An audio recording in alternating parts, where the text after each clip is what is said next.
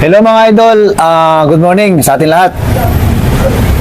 Ang gusto ko lang i-share sa inyo kung paano tayo mag-download ng video galing kay TikTok na walang watermark para may upload natin sa YouTube natin, may upload natin sa TikTok natin.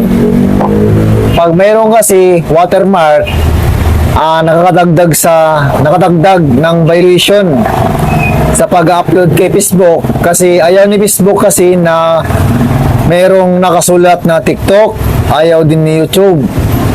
Dapat wala siyang watermark. Kaya ituturo ko mga idol kung paano tayo magkuha ng mga video galing kay TikTok na malinis, na walang sulat, na walang watermark. Kaya sundan nyo mga idol yung ituturo ko sa inyo para magkaroon kayo ng idea. Kaya ito na mga idol, pakinggan nyo at maayos.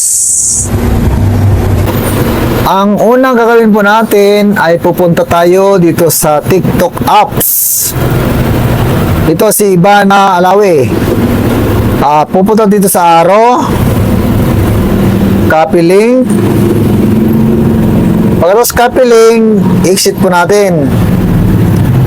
Punta tayo dito sa Chrome, Google, pwede sa Google o ano. I-type po natin ang Snaptik. Snaptik, ito ang unang lalabas ha. Itong unahan. TikTok download Snaptik. Ika-copy-paste po natin dito. Yan.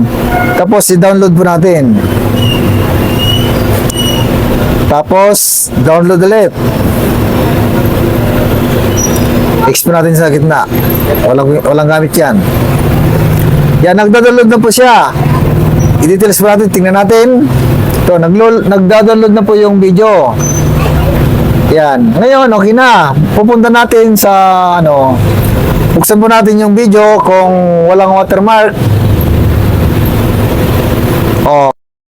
Ganito po guys. Play natin ha. Ito.